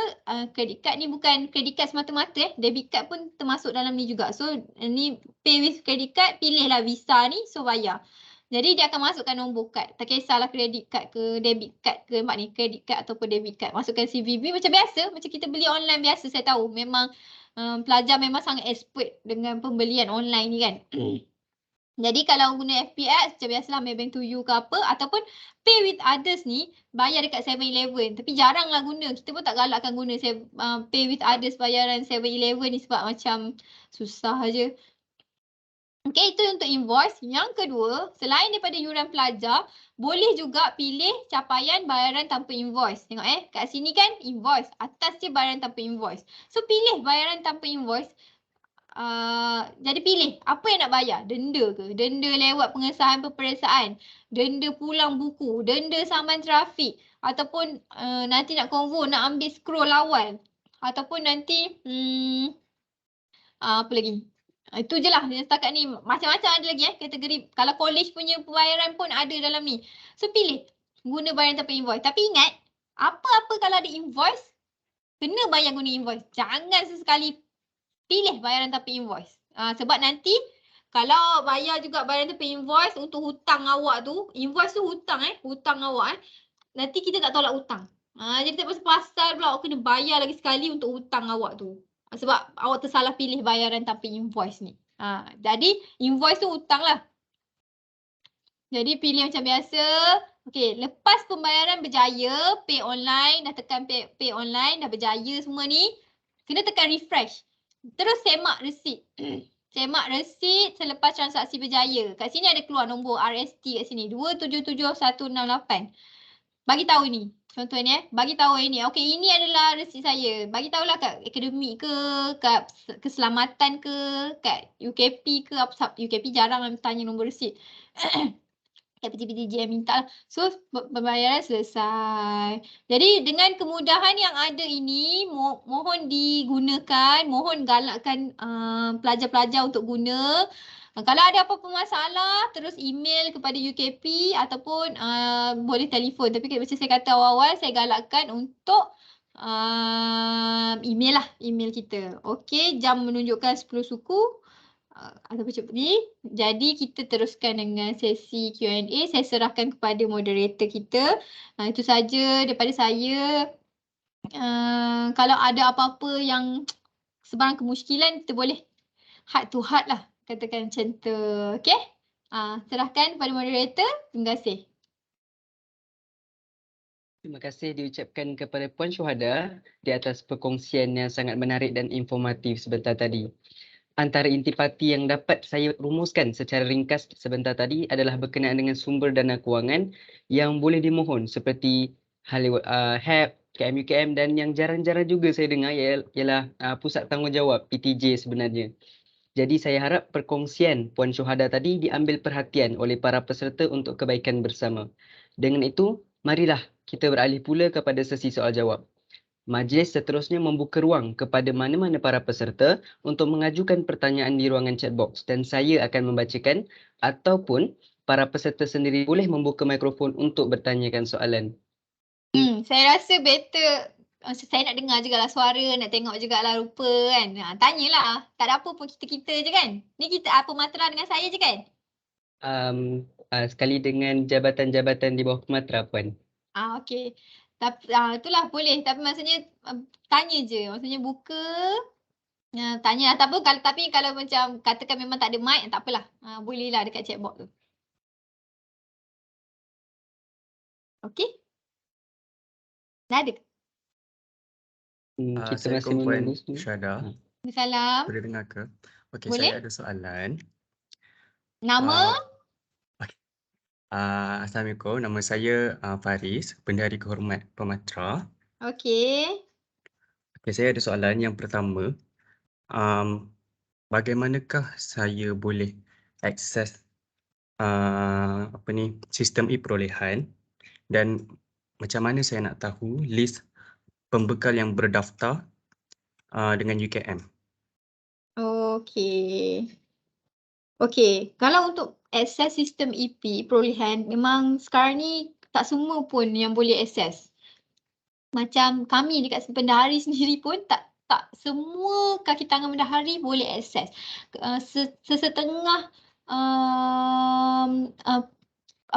unit sahaja yang dibenarkan. Jadi kalau akses tu memang susahlah nak berikan kepada pelajar. Jadi cara macam mana boleh rujuk pemberi dana tu lah contohnya kalau mohon dengan HCP.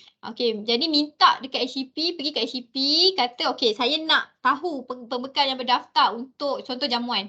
Okey, jadi HCP akan masuk dalam sistem EP tu, jadi dia akan printkan ke ataupun akan screenshot ke kepada you dan akan bekal. Okey, ini nama pembekal-pembekal yang ada dalam UKM. Macam tu. Sebabnya pembekal-pembekal UKM dalam sistem EP tu sendiri dia dah dikelaskan kod bidang masing-masing.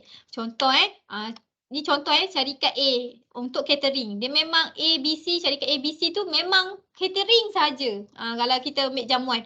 Kalau untuk banting, dia memang dah ada kod bidang banting tu. Okey, dia memang keluar. Macam tu. Dia dah dikelaskan dalam sistem EP tu. Jadi boleh kita screenshot je lah. Minta orang yang uruskan pesanan rasmi tu, orang yang uruskan dalam sistem EP tu untuk bantu pelajar. Okey, boleh? Boleh Cik Faris? Alright. Terima kasih Puan Syuhada. Ya. Seterusnya saya nak tanya berkaitan e-perolehan juga. Contohnya, e-perolehan kan kalau lebih RM500. Contohnya jika ada pembelian mungkin t-shirt ataupun cenderamata di bawah RM500, perlu ke guna e-perolehan juga? Tak perlu. Kalau maknanya apa-apa, ingat je, apa-apa belanja bawah 500 kecuali bayar kepada penceramah ke apa tu tak boleh. Tu kena lalu dekat PTJ lah.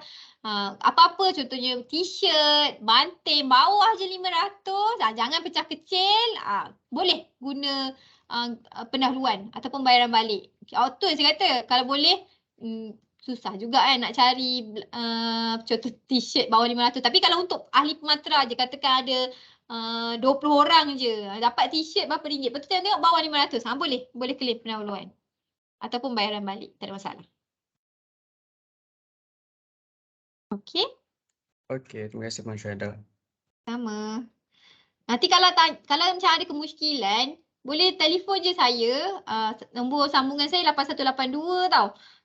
Dekat yang ni saya tak ada tulis. Ini saya 8181 tu Puan Suraya. Saya 8182. Jadi boleh je telefon saya ataupun katakan saja je nak berjumpa dengan saya pun boleh datang je dekat UKP ni. Ataupun guna virtual counter tu. Kata dengan virtual counter kata nak jumpa dengan Puan Syuhada. So nanti kita akan bertemu lah. Macam tu. Okay? Kalau tak tahu je terus tanya. Jangan cuba-cuba je lah. Cuba-cuba je lah. Cuba nasib. Kalau dapat rezeki bolehlah claim. Kalau tak kan kena patah balik dokumen pula. So lambat. Jadi kalau tak tahu je terus tanyalah. Okay, lagi? Ada soalan daripada chat box Puan. Okay. Daripada saudari Mok Lily. Okay. Soalannya, apakah perkara yang boleh dimasukkan di dalam laporan kewangan? Contohnya kalau macam makanan hanya boleh dimasukkan di bawah jamuan dan duit minyak pula tak boleh diklaim. Perkara dalam yang boleh dimasukkan di dalam laporan kewangan. Laporan kewangan. Sebenarnya laporan kewangan tu adalah semua. Sekejap, kita buka. Kita tengok laporan kewangan Okey. Sebenarnya laporan kewangan ini adalah menunjukkan belanja keseluruhan untuk program. Jadi semua belanja kena dimasukkan. Tak kisahlah lebih 500 ke, bawah 500 ke. Katakan jamuan. Jamuan ni katakan dia bawa jamuan. Lepas tu dia pula ada kena pergi beli barang air mineral, roti tu ke apa kan. So dia nak claim tol dan minyak. Tapi saya tak masukkan bawah ni tol dan minyak sebab nanti bercelaru. Kalau boleh sekalikan dalam satu dana tu. Maksudnya akan ada satu kolom khas untuk pengangkutan dan perjalanan. Tapi itu klaimnya sekretariat jamuan pun boleh. Pun tak ada masalah. Bukannya saya suruh wujudkan satu sekretariat pengangkutan dan perjalanan, tak perlu. Akhirnya semua daripada sekretariat program ke, sekretariat jamuan ke, tugas-tugas khas ke, yang ada nak klaim pengangkutan dan perjalanan, masukkan kat dalam sini.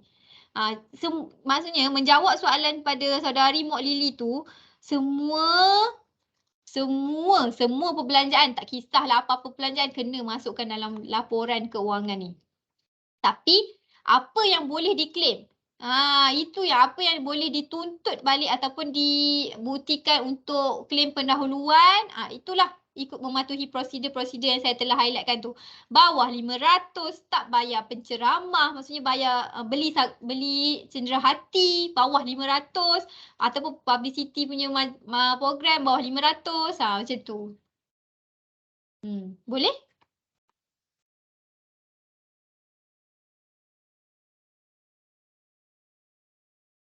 Terima kasih Puan. Saya rasa jawapan tadi sudah menjawab persoalan sebenarnya. Okey. Sama lain? Puan Ambil je Syahada, lah peluang. Ya, okey.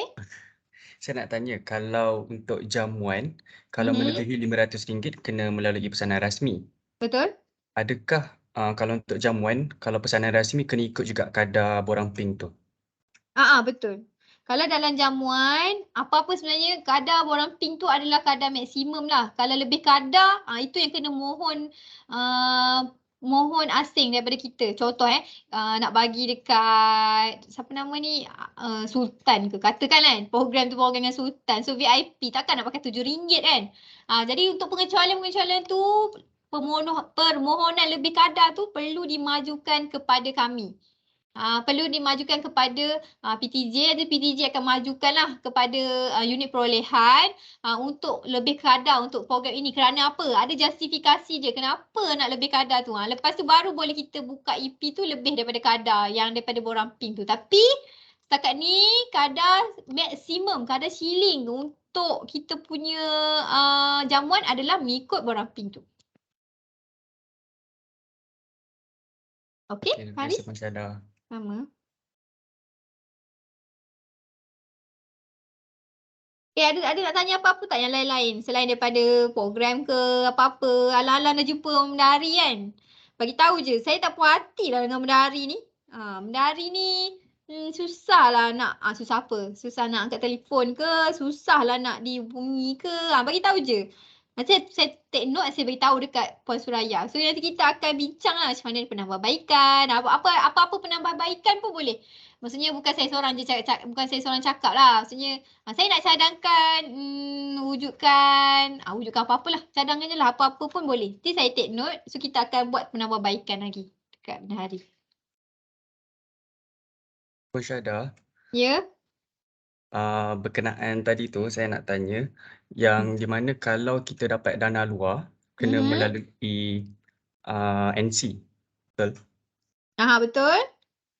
And then saya dimaklumkan ada pemotongan daripada dana luar yang diterima tu. Boleh saya tahu adakah itu benar dan kenapa? Pemotongan maksudnya contoh, awak dapat sumbangan 5,000. Lepas tu awak dapat 4,500 macam tu. Betul. Oh, tak benar. Itu sekadar kata-kata je lah kot. Sebab, okey, apa yang setakat ini, apa yang berlaku dekat saya lah. Maksudnya sekarang ni prosesnya kami, unit kewangan pelajar yang memproses. Apabila kita dapat je bukti pembayaran, katakan syarikat A menyumbang kepada program Pematra 5,000. So jadi Pematra akan buktikan kat kita ni kan, apa nama orang kata, bukti pembuktian transfer ke 5,000 tu pada kita. Jadi kita akan resikan total exact amount 5,000 tu ke dalam tabung mana-manalah, tabung Pematra ke, tabung tabung fakulti ke, apa yang diarahkan. Jadi apa 5,000 itulah. Tapi mungkin kata pemotongan tu mungkin kata nak keluar. Maksudnya 5,000 tu boleh ke saya belanja terus, saya nak keluarkan 5,000 tu. Kita nak keluarkan 5,000 tu tetap kena melalui proses pendahuluan ke, bayaran balik ke, mengikut syarat-syarat yang ditetapkan. Kita tak boleh sewenang-wenangnya bagi semua 5,000 kat you. Oh, you dapat 5,000. Ambillah 5,000 saya bagi. Tak boleh. Sebabnya yelah bila penyumbang dah bagi sumbangan kat kita ke UKM sebenarnya atas nama program kita, maksudnya itu adalah dana awam. Jadi bila dana awam dah masuk ke duit je ke dalam UKM, dana awam dia kena patuh prosedur awam lah, prosedur keuangan yang dah ditetapkan oleh MOF. Jadi sebab tu kita kena highlight kan, kena tengok betul-betul, pastikan tak ada penyelewengan. Bila saya dah bagi awak 5,000 katakan kan, saya bagi awak 5,000. Awak nak belanja apa 5,000 tengok-tengok, macam yelah kita tahu kita okey maksudnya, tapi nanti kalau ada setengah orang tu gelap mata dah nampak 5,000 kan tiba-tiba, so dia jadi macam dia belanja untuk kegunaan peribadi, siapa tahu. Tu kita nak elakkan. Jadi sebab tu kita nak ketelusan guna wang awam tu. Okey, faham. Bagaimana kalau tajaan dari segi barangan pula, Puan Syahda? Kalau dari segi barangan, lupa saya, terima kasih Faris ingatkan ni. Untuk dari segi barangan, kita memang tak dapat pengecualian cukai. Kiranya orang tu kata, benda ni pun berlaku waktu saya jadi pelajar. Saya pun macam sangat keliru pasal barangan. Ada orang kan memang sponsor barang je. Contohnya macam banting ke apa ke dia nak bagi je kat kita. Syarikat pencetakan nak bagi banting kat kita. Tapi benda tu tak dibenarkan dapat pengecualian cukai. Sebabnya dia bagi barang. Kalau macam mana kita nak membolehkan dia dapat pengecualian cukai, dia kena bagi cash kat kita. Kemudian kita bagi cash je lah kat kita. Bagi cash kat kita, kita boleh beli banting kat mana-mana. Itu baru dapat pengecualian cukai. Tapi ingat salah tau. Kalau dia bagi cash kat kita, lepas tu kita beli pula banting dekat dia. Maksudnya kita bagi syarat bersama lah. Give and take. Tak boleh. Tu salah. Benda tu salah. Penyelewengan. Kalau dapat tahu benda tu akan kena tata tertib lah. Macam tu. Jadi, apa-apa barangan tunai sahaja yang layak dapat pengecualian cukai. Sebab apa? Sebab macam saya kata tadi, yang saya mention, resit ini yang akan digunakan untuk claim dengan LHDN nanti. Dia naknya ni yang dalam kotak ni, sumbangan dikecualikan cukai ni. Inilah, nampak ni ada LHDN ni, nombor LHDN ni. Ini yang dia akan gunakan untuk claim cukai dia nanti. Kalau barangan tak dapat.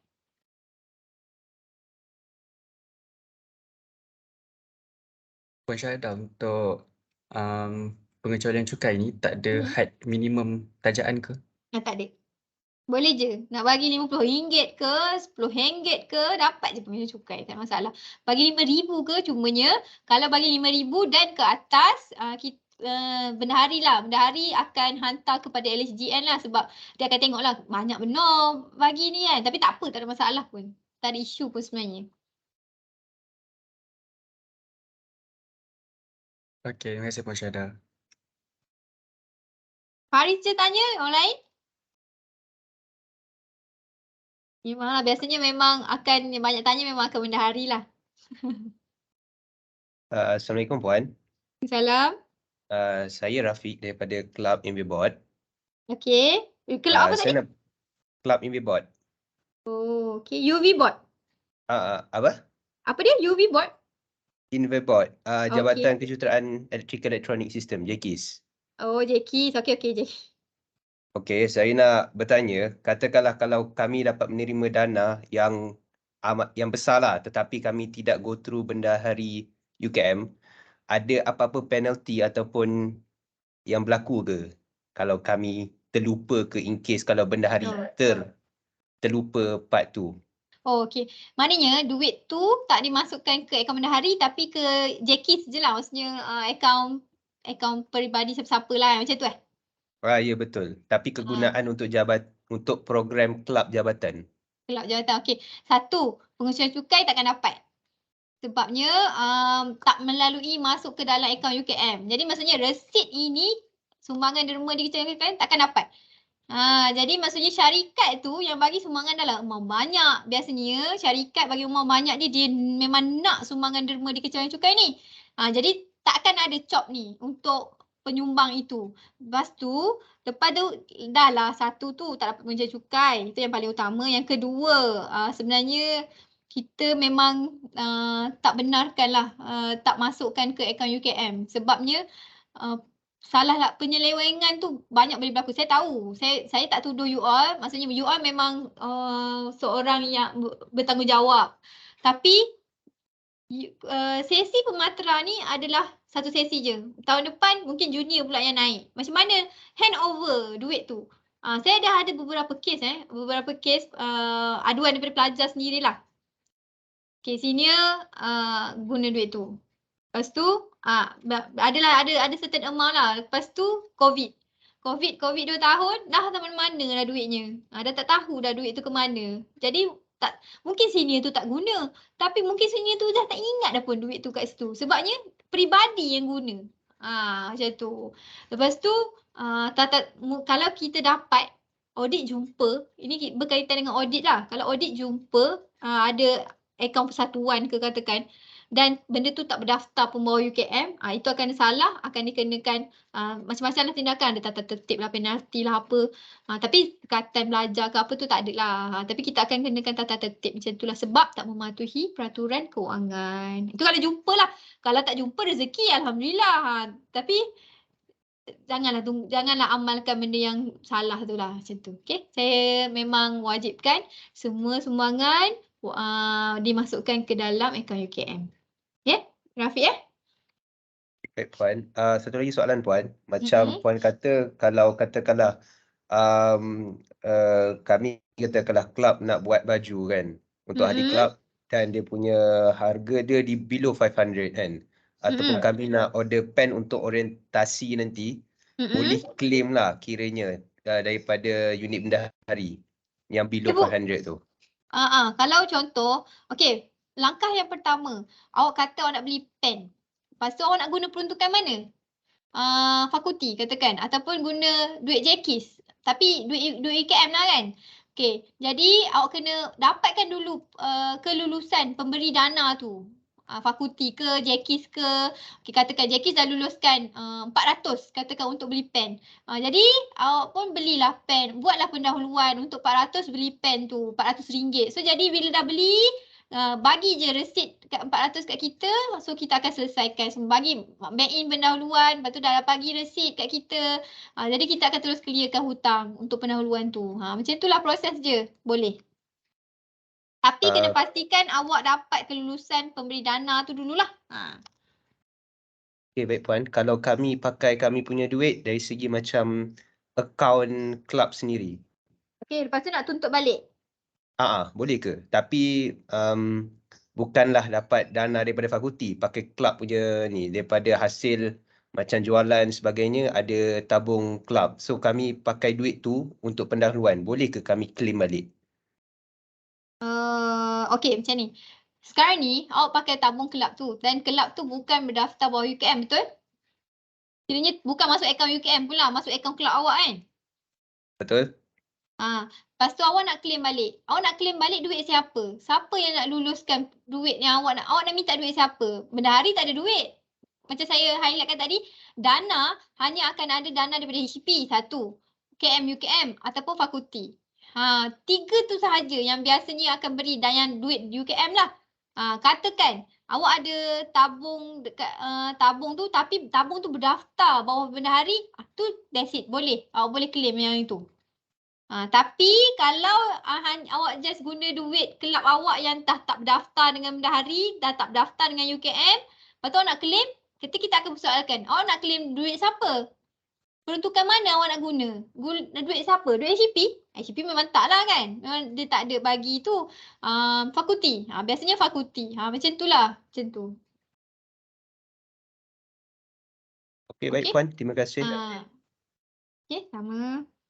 Faham Rafiq Maknanya kalau awak dah guna duit tabung awak tu, tabung akaun kelab awak tu, guna yang tu je lah, tak adalah boleh claim selagi tak dapat kelulusan daripada pemberi dana dalam UKM ni. Tapi kena hati-hati saya dah tahu dah awak ada kelab, duit kelab berbeza tu. Okey, baik Puan. Terima kasih. Sama. Baiklah, saya kira sampai di sini sahaja sesi soal jawab kita bagi slot pengurusan kewangan pada pagi ini. Seterusnya, majlis dengan berbesar hati merangkaikan penghargaan dan ribuan terima kasih kepada yang berusaha, Puan Syuhada binti Abdul Rahim, di atas kesudian beliau untuk menerangkan berkenaan pengurusan kewangan pelajar. Sebelum berakhirnya slot 3 kita pada pagi ini, saya menjemput semua peserta bersama dengan panel jemputan kita yang berusaha Puan Nur Syuhada binti Abdul Rahim untuk membuka kamera bagi tujuan sesi fotografi beramai-ramai. Saya cakap sikit boleh? Penutup. Terima kasih semua sebab sudi luangkan masa, sebab sudi luangkan telinga. Dengar saya membebel pagi ni. Ni semua kat rumah ke kat college? Rumah. Dekat rumah. Oh, kat rumah. Okey, patutlah. Okey. Nampak gembira je semua orang kat rumah Happy ke? Akan Okey. free Kan. Lepas tu nanti bulan 10 kita jumpa Masih bukan datang ke UKM lah, taklah jumpa saya. Selamat datang semula ke UKM. Terima kasih semua. Terima kasih juga Puan. Dah mula ke ambil gambar? Dah? Kamu dah buka kamera lah? Ya, Saya kat kamera WhatsApp pula. Okey. Tunggu. Puan, saya nak tanya, Biasa.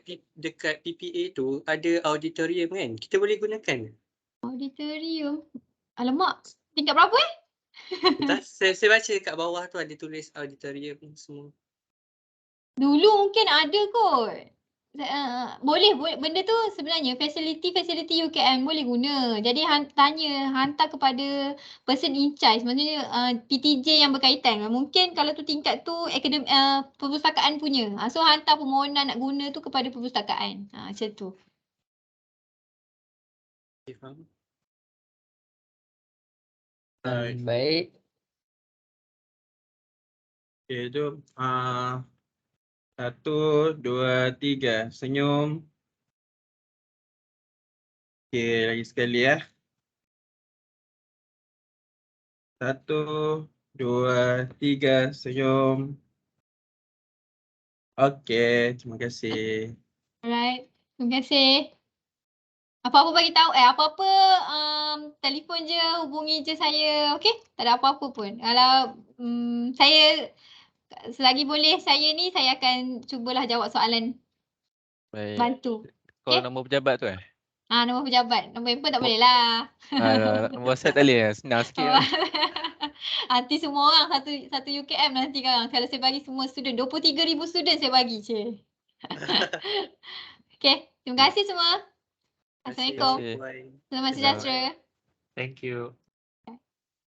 Sekali lagi, ribuan terima kasih diucapkan kepada Puan Nur Syuhada kerana sudi meluangkan masa menjadi penceramah kita pada pagi ini. Semoga kita dapat bertemu lagi pada masa yang akan datang. Kita akan berehat hingga pukul 11 pagi sebelum ke aktiviti seterusnya. Diminta agar semua peserta kekal di dalam platform. Terima kasih.